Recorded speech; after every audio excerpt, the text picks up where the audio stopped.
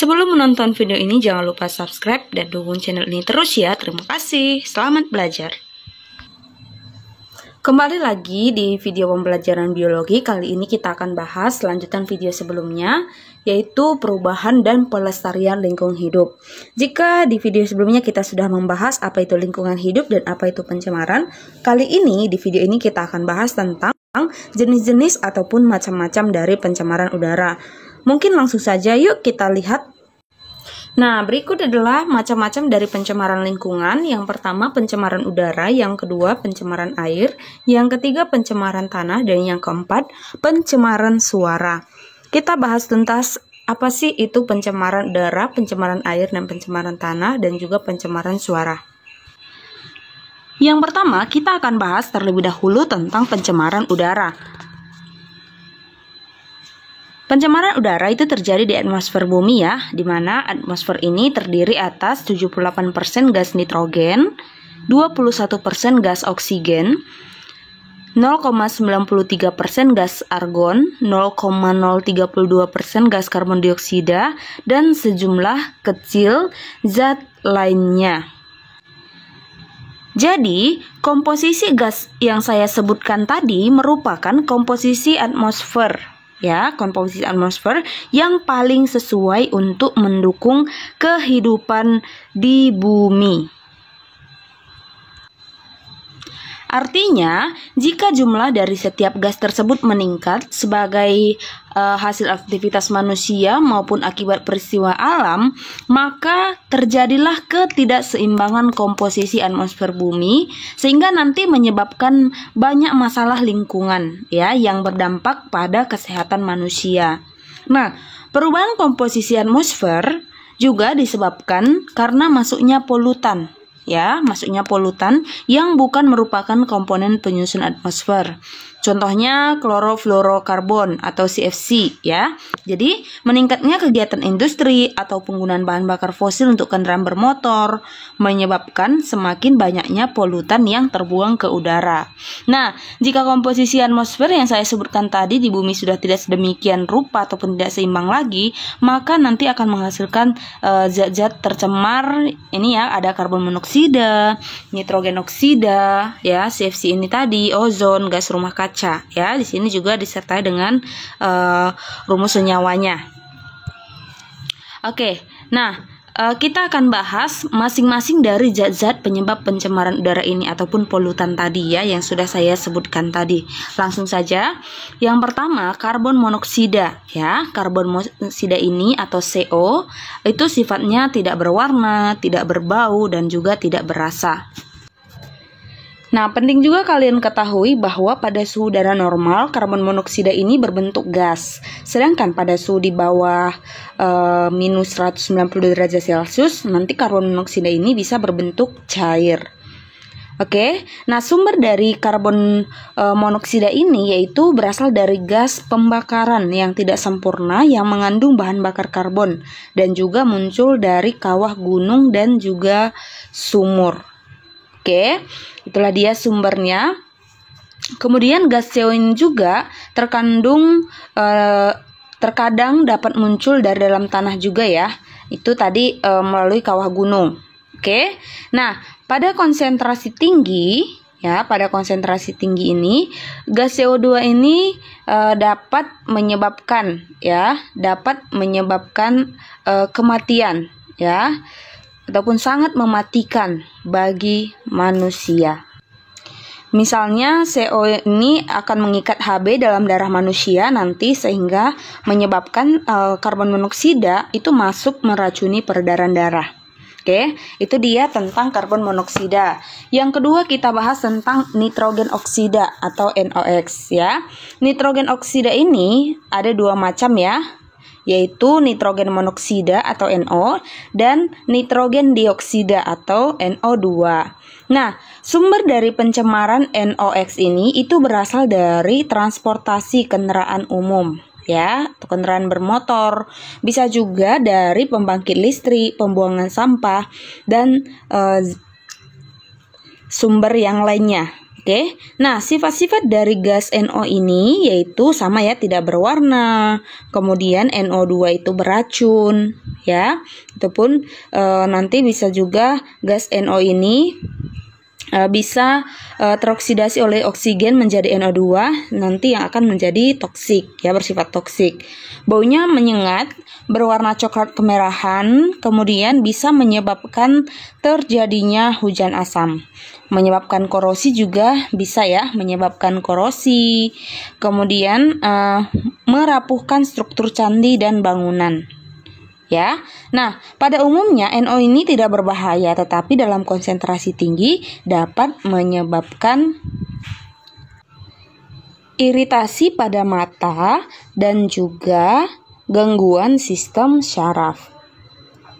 Selanjutnya klorofluorokarbon atau CFC, ya. Oke. Nah, CFC ini terbentuk dari 3 jenis unsur, ya, yaitu karbon, klor, dan fluor. Oke, ya, unsur klor, fluor, dan karbon, ya.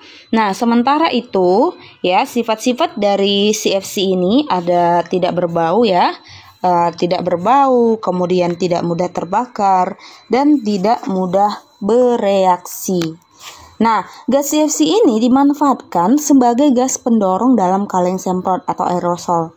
Bisa juga digunakan sebagai pengembang busa polimer. Bisa juga pendingin dalam lemari es dan AC, serta pelarut pembersih dari microchip. Oke. Nah,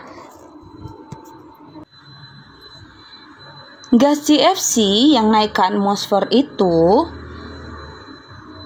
dapat merusak lapisan ozon, ya. Jadi menipisnya lapisan ozon itu dapat menyebabkan semakin tingginya intensitas paparan sinar ultraviolet atau UV ke bumi. Nah, sehingga nanti apa yang terjadi? Sehingga memicu terjadinya kanker kulit dan juga kerusakan mata pada manusia. Nah, serta juga dapat mematikan spesies tumbuhan tertentu. Nah, yang keempat kita akan bahas tentang ozon, ya. Di atmosfer, ya, kita tahu sama-sama bahwa ozon ini terdapat di lapisan stratosfer dan lapisan troposfer.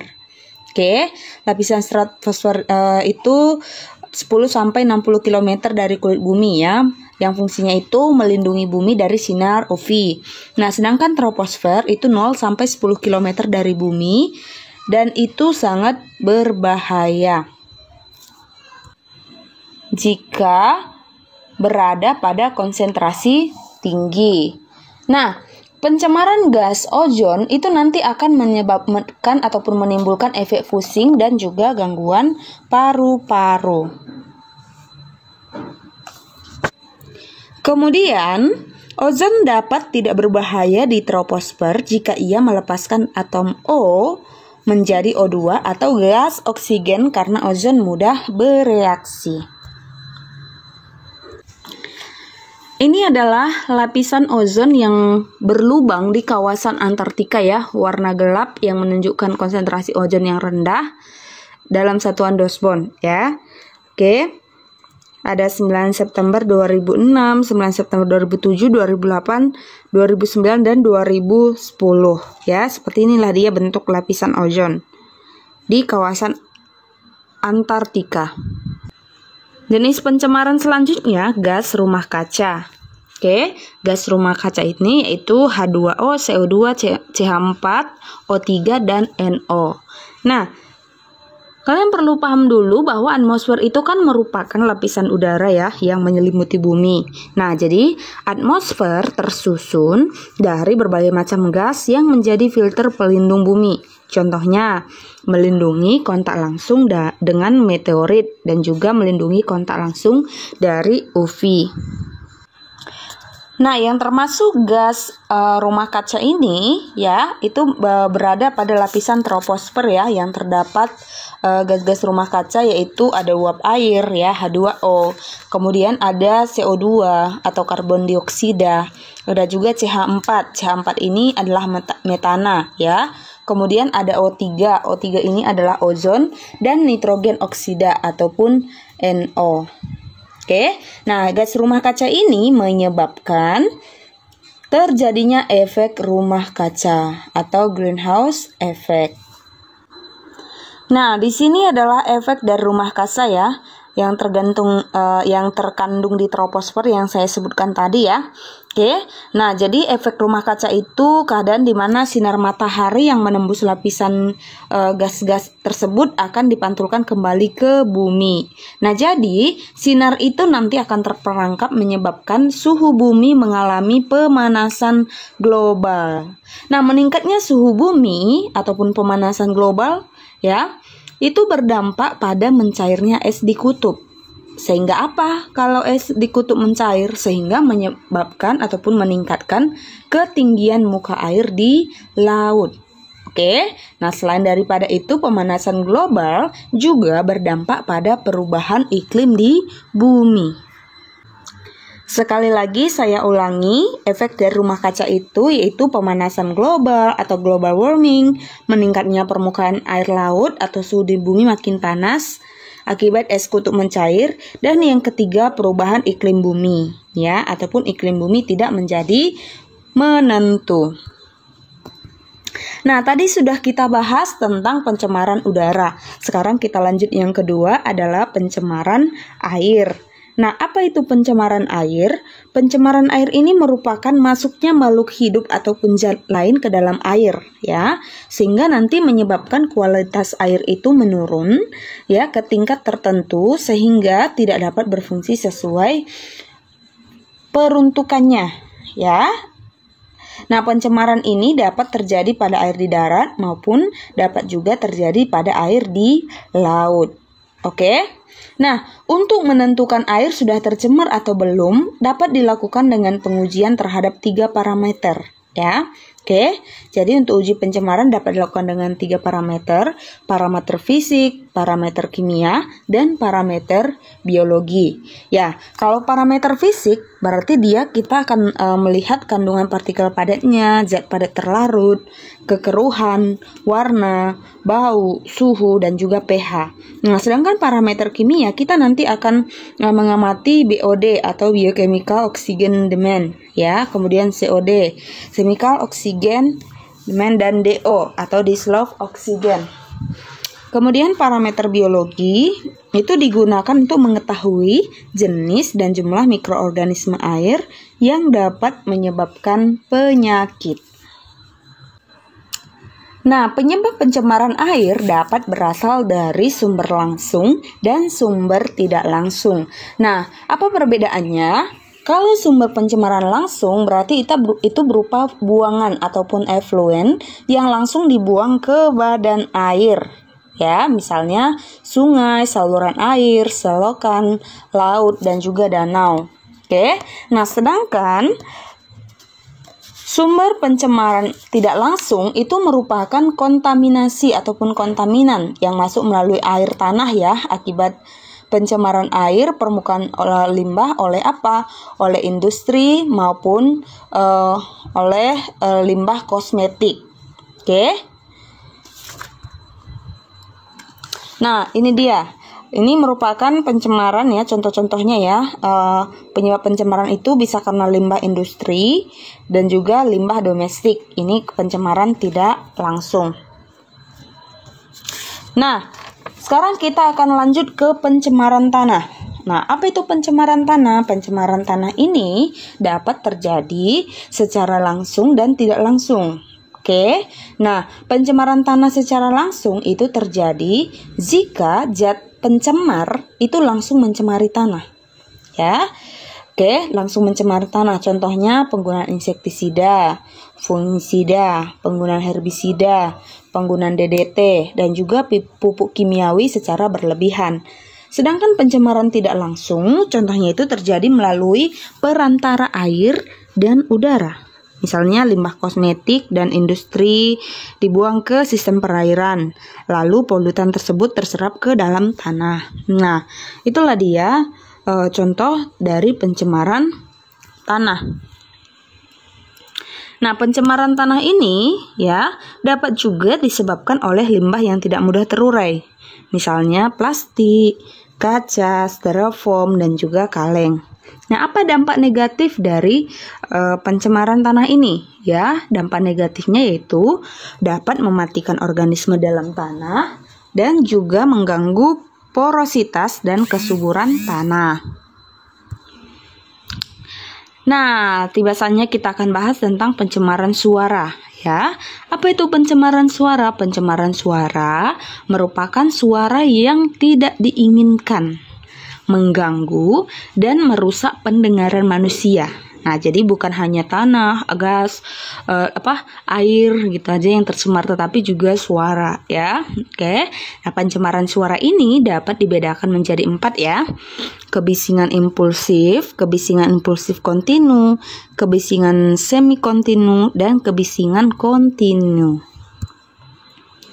Nah, kebisingan impulsif yang pertama kita bahas itu merupakan kebisingan yang terjadi dalam waktu singkat dan biasanya mengejutkan. Nah, siapa nih yang suka terkejut gitu ya karena adanya suatu kebisingan, yaitu disebut sebagai kebisingan impulsif. Oke, misalnya suara ledakan mercun, suara tembakan senjata, suara petir, ya. Itu contoh-contoh kebisingan impulsif. Kalau kebisingan impulsif kontinu, berarti kebisingan itu terjadi terus-menerus tetapi hanya sepotong-potong, ya. Contohnya, suara palu yang dipukulkan terus-menerus. Nah, pernah ya mendengar suara palu yang dipukulkan terus-menerus? Itu dia disebut sebagai kebisingan impulsif kontinu. Selanjutnya, kebisingan semi kontinu, yaitu kebisingan kontinu yang hanya sekejap, kemudian hilang dan muncul lagi. Jadi dia ada jeda-jedanya seperti itu. Misalnya suara lalu lalang kendaraan bermotor di jalanan, ya. Oke, kan kita hanya kadang-kadang tuh yang mendengar ada yang ngegas dan lain sebagainya. Dan juga misalnya kita mendengar suara pesawat terbang yang sedang melintas. Nah, itu hanya sementara, kemudian sekejap saja gitu ya. Kemudian nanti bisa muncul lagi. Oke. Nah, yang terakhir ada kebisingan kontinu. Nah, kebisingan kontinu ini berarti ya kontinu, lanjut gitu ya. Berarti dia datang terus-menerus dalam waktu cukup lama. Contohnya suara mesin pabrik, ya. Kebisingan kontinu ini terutama yang berintensitas tinggi dan sering menjadi penyebab rusaknya pendengaran. Ya, misalnya kalau lagi muter musik misalnya ya. Jadi terlalu suara keras gitu, bising. Nah, itu dia yang dapat merusak pendengaran. Nah, untuk mendengar ataupun menentukan tingkat kebisingan itu digunakan alat namanya SLM.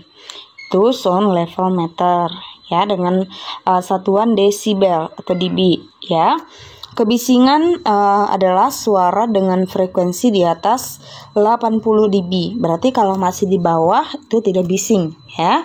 Oke, kebisingan ini dapat menyebabkan gangguan psikologis, misalnya sulit berkonsentrasi. Bisa juga dapat menyebabkan gangguan fisiologis seperti sakit kepala, ya. Yang nanti tergantung tingkat kenyaringan suara ataupun tingkat kebisingannya, ya. Dan lamanya telinga mendengar kebisingan nanti bisa merusak gendang telinga.